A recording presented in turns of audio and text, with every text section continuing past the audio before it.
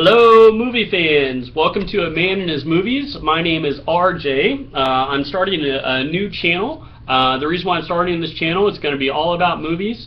That's my passion. I've always really been into movies since I was a kid. Movies inspire me. I like to think about what the director is saying. I like to notice the nuances within the actors.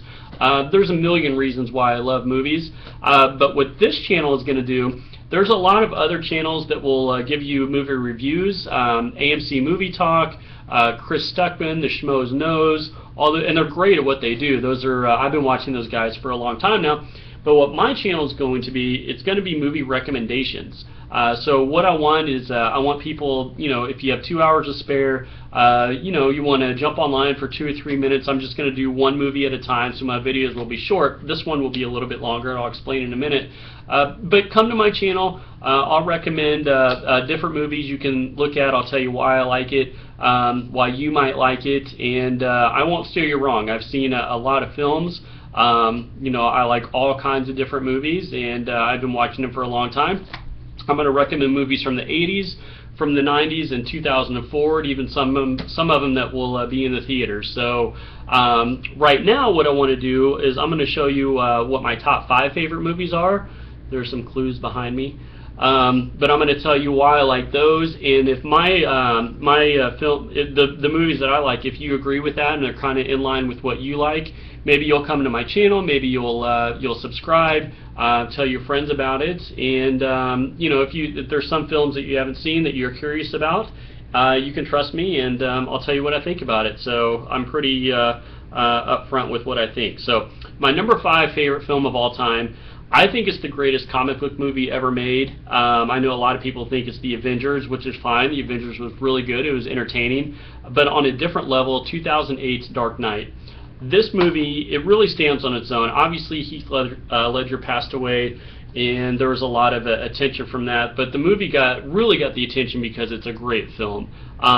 This movie has it all. It has Heath Ledger's acting, which is legendary, to be honest. Christian Bale is great in it. Aaron Eckhart is very good in it and underrated.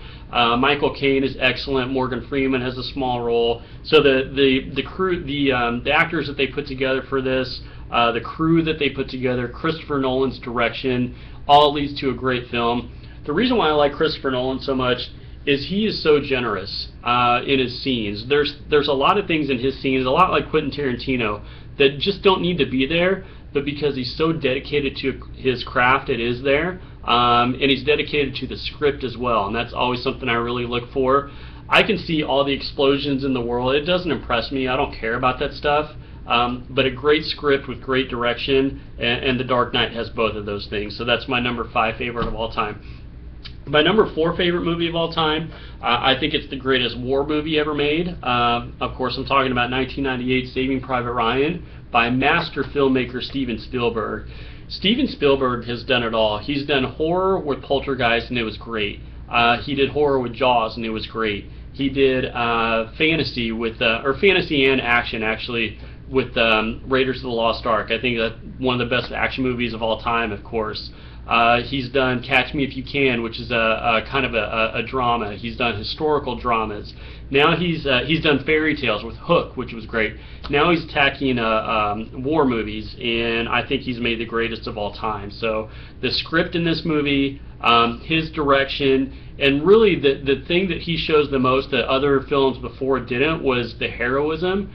There is no heroism. It's more about survival. If you listen to World War II veterans, if they talk about survival, they talk about their friends, and just doing their duty. I don't know how these guys went through this, storming the beach in Normandy, and the balls it would take to do something like that just blows my mind.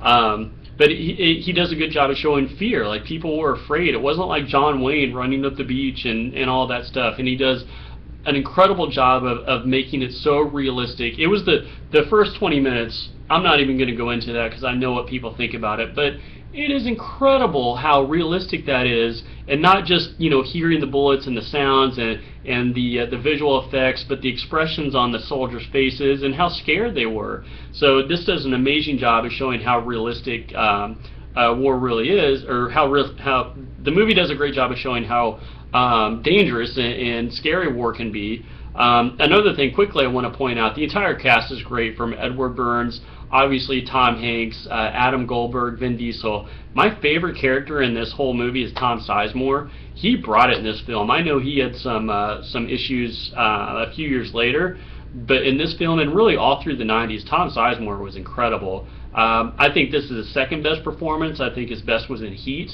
but this one in particular, he's so good in it. So anyway, Saving Private Ryan, my number 4 favorite all-time film.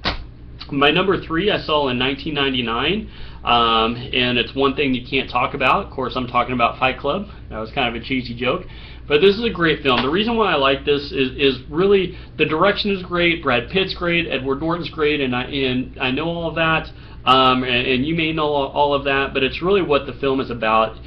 I think anytime a film can make you think about things and maybe change how you see the world, it's done a great job, and this film did that for me. I was 24 years old when I saw it, and it was talking about the corporate culture, something I've noticed since then.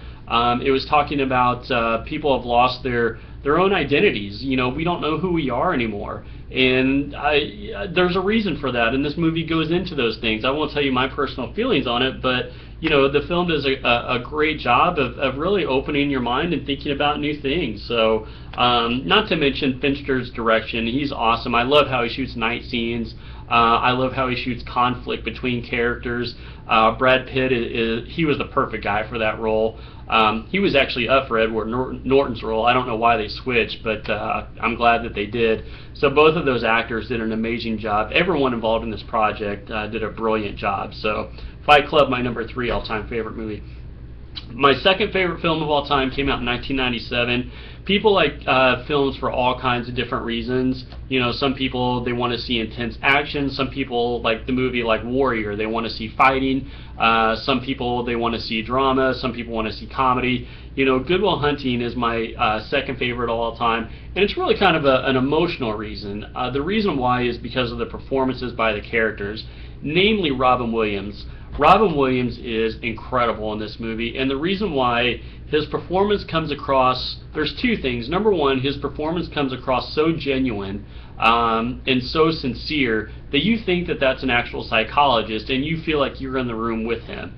And he's so warm, the way he comes across on camera, and it just worked. The other thing, as far as sincerity and being genuine, was the relationship between the friends, Matt Damon, Ben Affleck, Casey Affleck, and Cole Hauser. And 3 of the guys, and obviously we know which 3, they're friends in real life, and that really comes across on camera. And the script that Matt Damon wrote and Ben Affleck wrote, incredible. There's a couple monologues that Matt Damon has that they're hilarious, but they're also brilliant at the same time, and they're also kind of, you know, pump your fist moments. So the film, it really has it all. You know, there's not an explosion or an action scene in the whole film, and it's great. So you don't always need that to have a great movie. That is definitely my second favorite. I think I saw that 7 times when it came out in the movie theater. So my favorite film of all time. And it's really this film, and it's everything else after it. So this has been my favorite film since 1995 when it first came out. And I'm talking about Braveheart. I saw this with my brother and a friend of his, and we actually went to go see Congo, and luckily it was sold out. We ended up seeing Braveheart instead. I'll tell you, I don't remember anything from that night except for the movie. I know my brother was with me. I know his friend Zach was with us as well. But I remember going home and I was thinking about it. I don't know why that movie hit me like it did, but since the night I saw that in May of 1995, that's been my favorite movie of all time, and it's never been challenged. I know people have an issue with Mel Gibson, and that's okay, I understand that, but when he was making that in 93 and 94, he brought it. His direction, his acting, all brilliant. Someone else that brought it was actually, a lot of people don't talk about this, but the cinematographer, I don't know the gentleman's name, but he also did, I believe he did a movie called Legends of the Fall a couple years before with Brad Pitt.